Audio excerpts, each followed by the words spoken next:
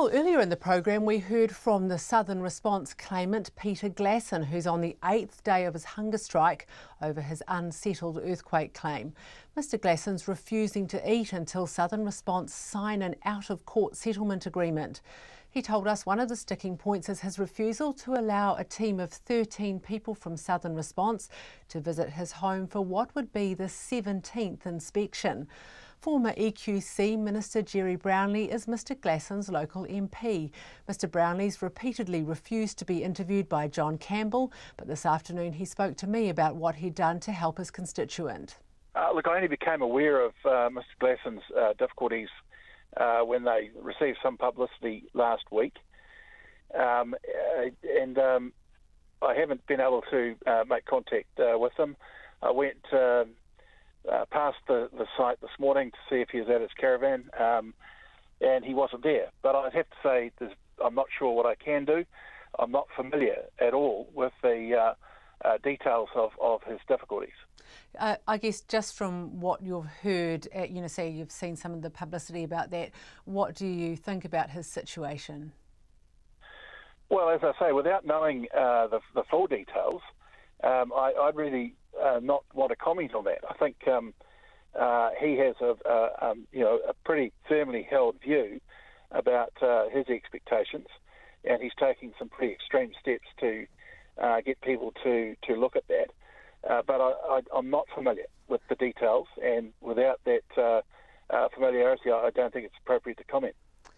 What he's saying is that he is very unhappy with the fact that he can't get a resolution from Southern Response. He might have to go to court. He's now having his 17th house. Look, I think the difficulty here is that you're asking me to comment on clearly what you've heard from Mr Glasson or have gleaned from other news stories. I'm just not familiar with all the details of it. Now, if Mr Glasson wants me to become familiar with those points, then he'll obviously give me a privacy clearance to make inquiries on his behalf. But MPs just can't go around prying into other people's business, even in a circumstance like this, without that person or their if they're in some way incapacitated, their caregivers asking for that assistance.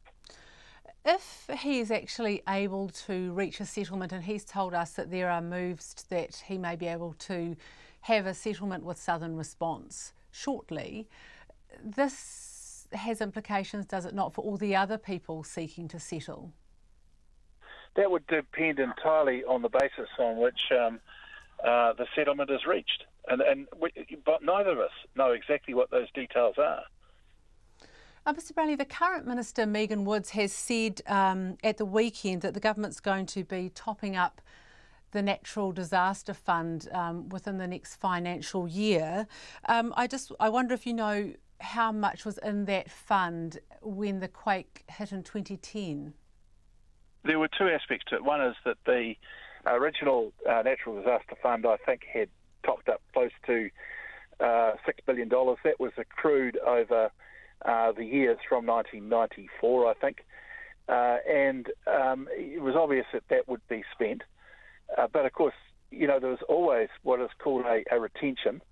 In other words, an amount that simply has to be met by the insurer before they can get reinsurance, and they have a very big reinsurance program. So it's a lot more than $6 billion that's been spent in Christchurch. It is many times that.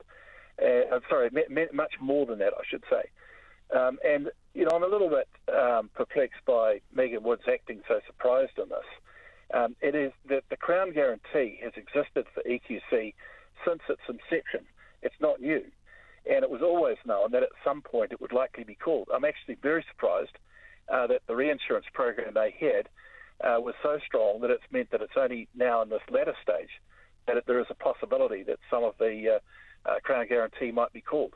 But it's not a big deal. I just don't understand why they're making so much of a meal of it, because it is the expectation that every one of us who has a fire insurance in our house and therefore is compelled to be an EQC has as someone who has a contract with that insurer.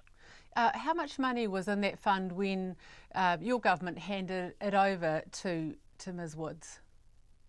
Look, that's for me, that's over 12 months since I saw any of those figures. I'm not quite sure where it was at. It would have been a descending figure, but as you get to the end of it, you'd expect that more of it is spent.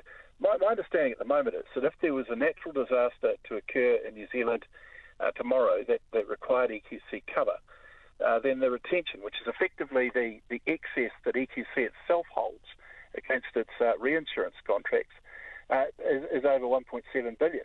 So there's nothing new in this. It's quite a well-known thing, well documented, certainly not hidden.